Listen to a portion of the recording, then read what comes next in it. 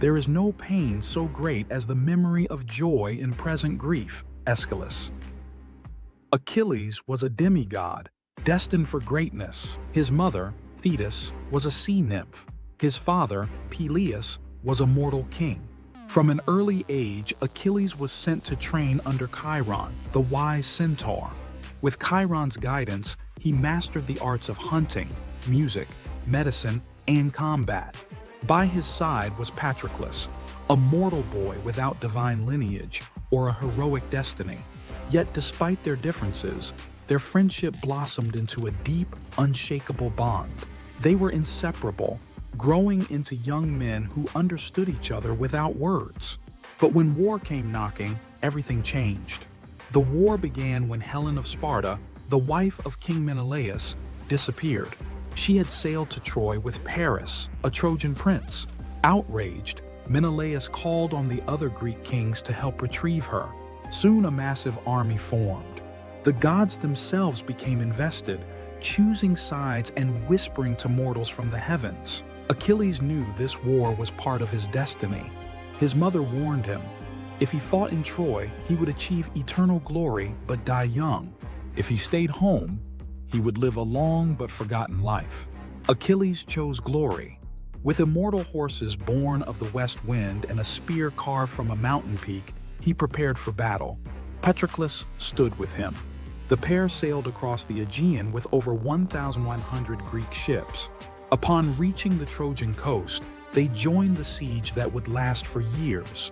The city of Troy was guarded by Prince Hector, the eldest son of King Priam. Hector was a fierce warrior and a leader who fought for his home and family. Yet even Hector could not match Achilles' brutal speed and skill. The Greeks advanced, but the war dragged on for 9 long years. Food supplies dwindled, tempers flared. In one raid, Achilles captured Briseis, a woman of noble birth, and claimed her as his prize. But King Agamemnon, the Greek commander, grew jealous. He demanded Briseis for himself, publicly humiliating Achilles. Furious, Achilles withdrew from the battle. Without him, the Greeks faltered. Their defenses crumbled. Trojan warriors, led by Hector, pushed the Greeks back toward their ships. Patroclus could not stand the suffering. He pleaded with Achilles, "Lend me your armor. Let me lead the men. The sight of Achilles will drive the Trojans away." Achilles agreed but gave a stern warning. Do not chase them to Troy's gates. Apollo, the guardian of Troy, protected those walls. Patroclus promised to stay back. Clad in Achilles' armor, Patroclus charged into battle. The Greek soldiers followed, their hope renewed. The Trojans saw the familiar armor and panicked. Patroclus pushed them back, killing many. In that moment, he felt unstoppable, like Achilles himself. But then he forgot the warning. In the heat of victory, Patroclus chased the Trojans to the city walls. Apollo intervened, striking him with invisible force. His armor cracked and fell away. Hector saw his chance. He hurled his spear into Patroclus's chest. The Greek hero collapsed to the ground. With his final breath, Patroclus whispered, "Achilles will kill you." News of Patroclus's death shattered Achilles. Grief overtook him. He wailed and tore at his hair. Guilt weighed heavy on his heart. Achilles had sent his friend into battle, and now he was gone. He vowed revenge. He refused to bury Patroclus until Hector was dead. Achilles re-entered the battlefield, his rage unrelenting. His new armor, forged by Hephaestus, gleamed like fire. The Trojans fled at the sight of him. Achilles slaughtered dozens of warriors. The ground ran red with their blood. Finally, Hector stood alone before Troy's gates. Achilles charged. Hector lunged forward with his spear, but Achilles knew his own armor's weakness. He sidestepped the attack and drove his spear through Hector's throat.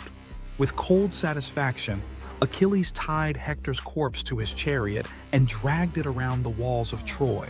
The Trojans wailed from the city, horrified by the desecration. But Achilles' anger was not satisfied. For 12 days, he dragged Hector's body through the dirt. One night, Patroclus appeared to Achilles in a dream. His spirit stood pale and silent. "Why won't you bury me?" he asked. "Let me pass into the underworld. And when you die, let our ashes rest together." Achilles awoke, heartbroken. He promised to honor his friend's wish. Meanwhile, King Priam of Troy, driven by sorrow, undertook a dangerous mission. Disguised and unarmed, he entered the Greek camp. Kneeling before Achilles, he clutched the warrior's hands and wept. "I have done what no father should. I have kissed the hands that killed my son." Achilles, moved by Priam's grief, felt his own loss mirrored in the old man's face. He softened. He agreed to return Hector's body. The two shared a quiet meal, united by sorrow. After Hector's burial, Achilles prepared for his final battle. His death was fated, and he no longer feared it. He fought with unmatched skill until Paris, Hector's brother, loosed a single arrow. The arrow, guided by Apollo, struck Achilles in the heel, the one place left unprotected. Achilles died on the battlefield. His body was retrieved and burned alongside Patroclus. Their ashes were placed together in a single urn. The Greeks eventually defeated Troy through deception, hiding inside a wooden horse. But victory brought little joy.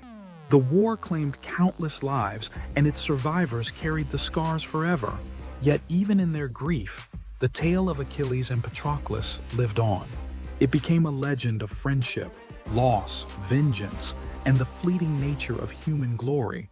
For more videos, please like and subscribe.